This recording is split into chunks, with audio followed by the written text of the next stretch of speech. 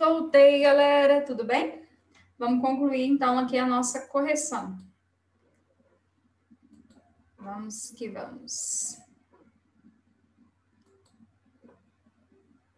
Segundo bloco de atividades.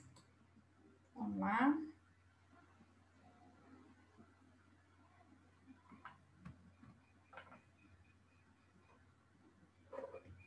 Trouxe um punhado de gráficos aqui para a gente dar uma analisada.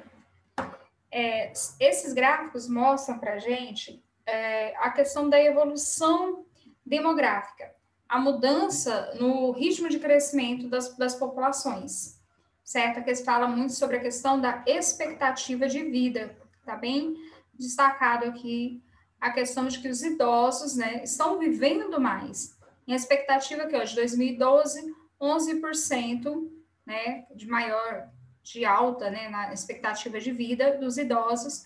Para 2040, essa porcentagem já está bem mais alta, 27% seria a expectativa de vida bem maior. Então, nós partiríamos aqui, ó, de 1980, uma expectativa de 62 anos, para 2020, 77, certo? Hoje a gente vê muito. No passado, eu lembro bem que uma pessoa com 40 anos já estava idosa. Hoje nós estamos no auge. Expectativa de vida do brasileiro, que nós temos esses gráficos aqui em barras, mostrando a expectativa total, expectativa para homens e mulheres, certo? As mulheres sempre vivendo mais. Pirâmide etária. A pirâmide etária, galera, ela tem esse bojozinho aqui, ó, geralmente. No pé da pirâmide nós temos as crianças, depois, de uma certa altura que nós temos pessoas da média idade, em torno dos 30, 40 anos, e essa pirâmide, então, vai subindo. E aqui no topo nós temos as pessoas mais idosas. O que tem acontecido, principalmente nos países desenvolvidos? Essa pirâmide tem ficado com esse aspecto aqui, quase que um bloco, não é? Ela tem diminuído a sua população jovem. Por isso a necessidade, muitas vezes, né, de oferta, há muita oferta de emprego nos países como a Europa, por exemplo, justamente pela essa diminuição da sua população jovem. Aqui nós temos diferenças demográficas. Esse gráfico aqui mostra para a gente as diferenças demográficas.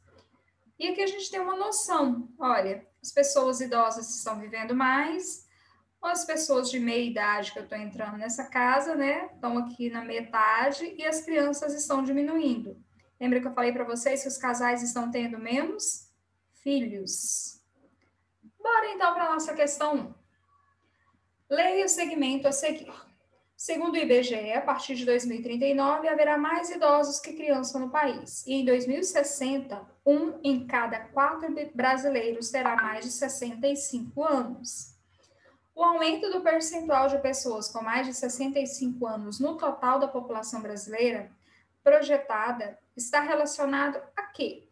Qual desses fatores, né, está relacionado sobre esse aumento da população idosa? Então, vamos lá direto aqui a nossa questão. A diminuição da natalidade, ou seja, do número de nascidos, certo? A diminuição do número de nascidos. Ai, professora, mas por que não é taxa de fecundidade? Porque a nossa taxa de fecundidade que está falando que aumentou. Se ela tivesse diminuído a taxa de fecundidade, também poderia ser uma alternativa correta.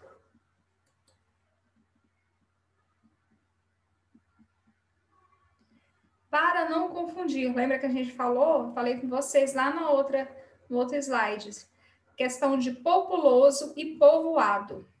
Tá? Isso é um contexto, conceitos importantes da geografia que a gente precisa colocar e entender. Quando falamos que uma área é populosa, estamos falando apenas da sua população absoluta, total de habitantes que essa área tem. Quando falamos que uma área é povoada, estamos falando da sua população relativa, ou seja, da distribuição dos habitantes, certo? Então, o Brasil, por exemplo, ele é populoso, mas será que o Brasil é povoado? Não. O Brasil ele não é povoado, porque a sua população brasileira não está distribuída em todo o território brasileiro de uma forma igual. Nós temos, por exemplo, uma concentração demográfica muito grande na região sul, sudeste, porém, na região norte, nós temos um vazio, que muitas vezes nós chamamos de vazios demográficos. Por que vazios demográficos? A demografia fala de população, então é um vazio de pessoas, basicamente trocando em miúdos. Vamos para a atividade.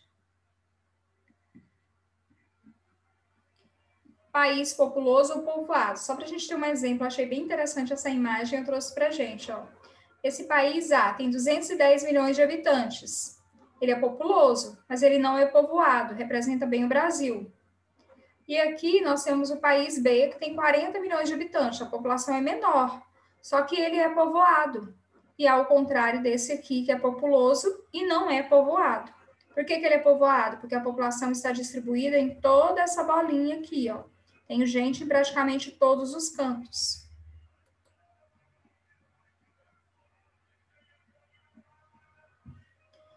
Observe os dados da tabela.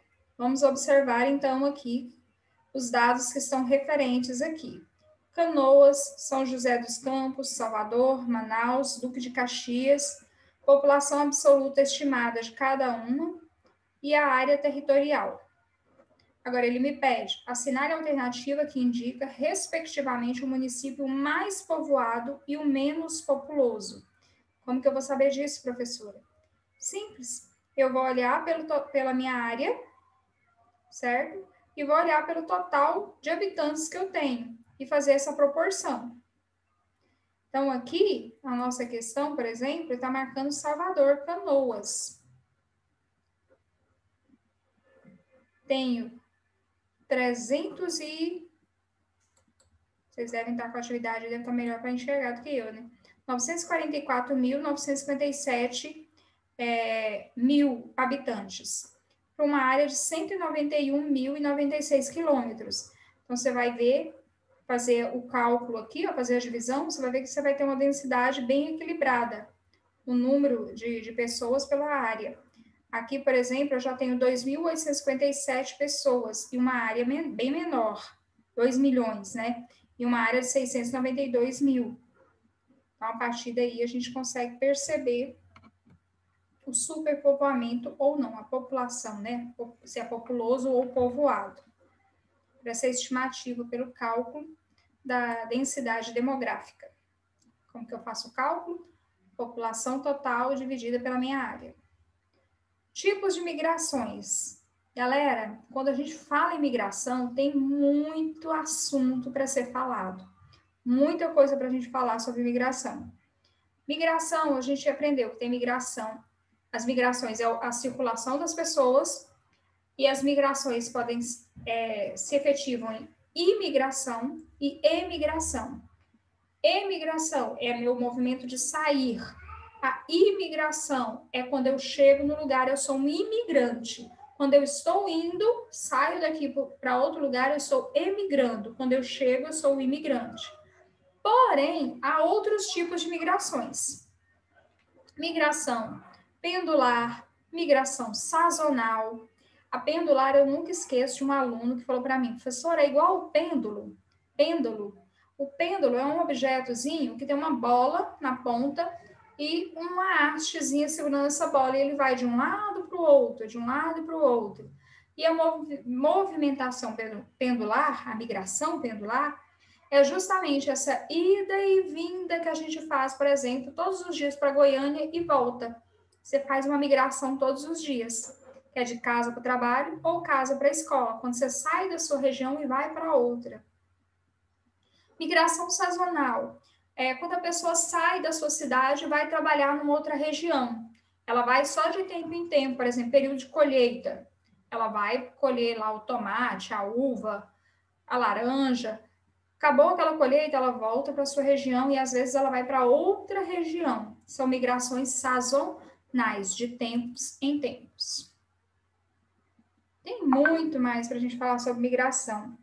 Olha só, tem migração externa, migração interna, que é migração externa, que sai do país, é interna, dentro do nosso território, ou dentro do nosso próprio estado, por exemplo. Nomandismo, transhunância. a migração pendular, o êxodo rural é um tipo de migração. Migração urbana-rural, que a pessoa sai do urbano e vai para o rural. Aí tem o inverso, migração urbana-urbana. A migração rural-rural. Ou migração rural-urbana também, que tem, que não foi colocado aqui. Inter ou intrarregional. Então, tem muita coisa para se falar. Vale a pena vocês pesquisarem bem aí sobre migrações. Vamos descobrir aqui o que a questão 3 quer. No Brasil, milhões de pessoas trabalham ou estudam fora do município de residência. Esse fenômeno é caracterizado pelo deslocamento diário de pessoas para estudar ou trabalhar fora de seu município, retornando após realizar essa atividade. Pode ser definido como? Essa migração pode ser definida como? Falei para vocês agora, não foi? Bem tranquilo. Migração ou movimento pendular, tá? É bem característico de nós aqui do nosso município. Olha a situação da mulher. Minha menina viu essa imagem e falou assim: nossa, mãe, a mulher é multiuso. E é realmente, né? Tá atendendo o telefone, tá fazendo a maquiagem, tá cuidando da criança, tá fazendo exercício, tá fazendo compra, tá fazendo a comida, tá fazendo a faxina e tá trabalhando. Tô desse tipinho aqui dentro de casa nessa quarentena. Deus é mais, ó, o serviço triplicou. Por que eu tô mostrando essa imagem para vocês? Lembra quando a gente falou da taxa de fecundidade diminuiu? As mulheres estão tendo menos filhos? Justamente por isso aqui. A mulher tem mais ocupações, mais coisas com que se preocupar do que ter filhos. Antigamente as mulheres tinham filho porque muitas delas nem opção tinham, elas tinham que ter, não tinha nenhum anticoncepcional, não tinha acesso. Hoje a mulher tem essa opção, essa escolha, certo? Isso fez com que nós tivéssemos uma diminuição da taxa de fecundidade e uma diminuição do crescimento da população em várias regiões do mundo. Questão 4. Nas últimas décadas, as mulheres brasileiras vêm tendo um número menor de filhos e, quando engravidam, o fazem cada vez mais tarde. A mulher que estuda, a mulher que evolui, vamos assim dizer, tá?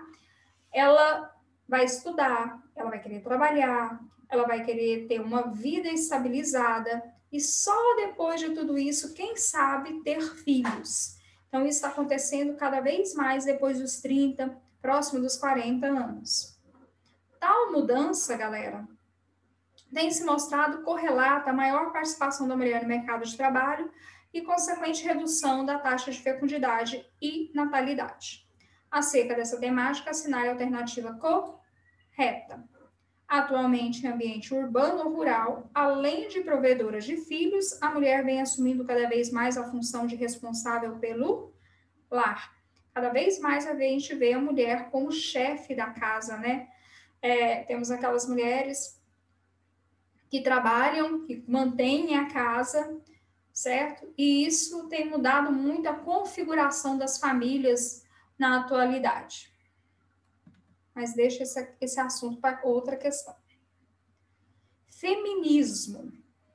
Com esse crescimento, esse ganho de lugar, né, de espaço que a mulher tem alcançado, a gente pode falar também sobre movimentos feministas. O que o movimento feminista quer? É um movimento social e político que tem o objetivo de conquistar acesso e direitos iguais entre as mulheres e homens. Direitos iguais, principalmente na questão salarial, na questão emprego, empregos de chefia, cargos de chefia, salários iguais para esses cargos. As mulheres, principalmente no período ali no século XIX, bem no início do século XX, século XIX, no final do século XIX, início do século XX, as mulheres foram à rua, lutaram para conquistar o direito ao voto. Então, assim, as mulheres vêm lutando para ter direitos, para ter igualdade, para serem respeitadas, para estarem dentro do mercado de trabalho competitivo de forma igual com os homens. Então, isso é que o movimento feminista, de certa forma, prega. Leia o fragmento do texto a seguir. Em seu significado mais amplo, o feminismo é um movimento político. Questiona as relações de poder, a opressão, a exploração de grupos de pessoas sobre as outras. É como se o homem explorasse a mulher. Por muito tempo isso foi. Nós vemos uma sociedade patriarcal, em que o homem é o cabeça, é o chefe, é o que manda, é o que tem o poder sobre a mulher. Há tempos atrás, há décadas, séculos atrás, a mulher, por exemplo, não tinha direito à herança. Esses dias eu estava vendo um filme e deparei com a situação ali das mulheres, eram 3 mulheres, a mãe, aliás, 4, mãe e 3 filhas, parecendo aqui em casa, né? E o homem morreu e a mulher não tinha direito à herança. A herança ia para o parente mais próximo, o parente homem mais próximo. Então, isso era uma verdade dessa sociedade patriarcal. Propõe, então, uma transformação social, não só social, mas econômica, política e ideológica na sociedade. Então, a partir do pressuposto presente no fragmento, assinale a alternativa que está incorreta. Bem, o movimento feminista busca a supremacia do feminino? Não. Posto que as mulheres forem oprimidas durante séculos, não é a supremacia, ela quer direitos de igualdade, ela quer andar ao pé de igualdade, ela não quer ser superior, ok?